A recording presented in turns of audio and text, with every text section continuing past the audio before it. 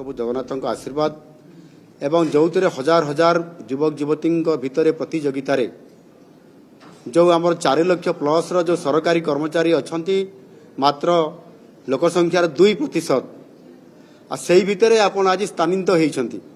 सुजोग पाई एटा बहुत बड़ कथा एणु आपण से अनुसार ओडिशार सरकारी कार्य बजेट रे जेभली भाव आपण मानकर सहयोग रहिबो भूमिका रहिबो निश्चित भाव ये बजेट खर्च करने प्रक्रिया भितर आपण माने शामिल होचंती एवं ओडिशा को एक यशस्वी करने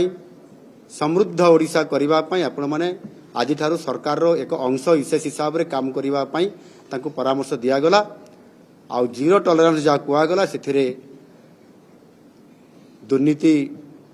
को दूरे दे आपण माने काम करिवे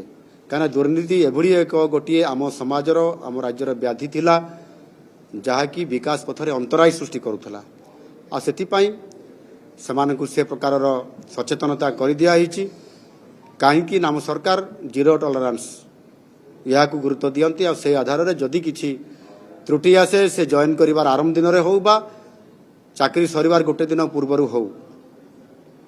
आमे कठोर निष्पत्ति नहीं पारू ये कथा को मध्य आमे कहिचु आ निश्चित भाव में सेमाने मध्य बहुत खुशी थिले आज डबल खुशी नहीं करी सेमाने जाइछंती काली आम राज्यर जनसाधारण सेवा रे सेमाने लागिबे एवं समय धार्य अनुसार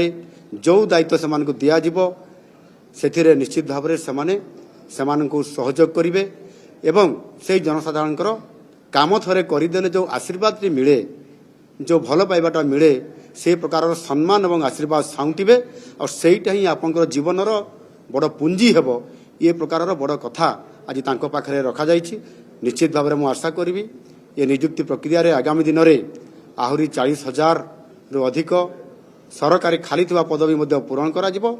एवं बेसरकारी स्तर रे जोठी उत्कर्ष ओडिशा अछि मेक इन ओडिशा कनक्लेव माध्यम रे मध्य आज आम शिल्पायन क्षेत्र में वर्तमान सुधा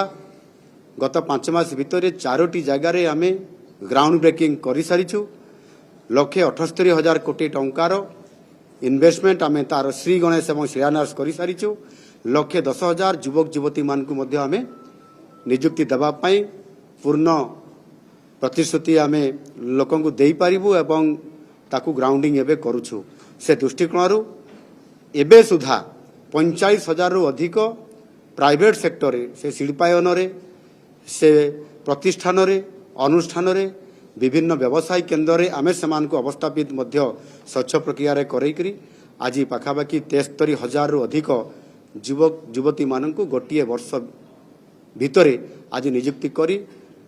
नुआ सरकार आम सरकार आज ताकू पूरा करिसंती बहुत बहुत धन्यवाद।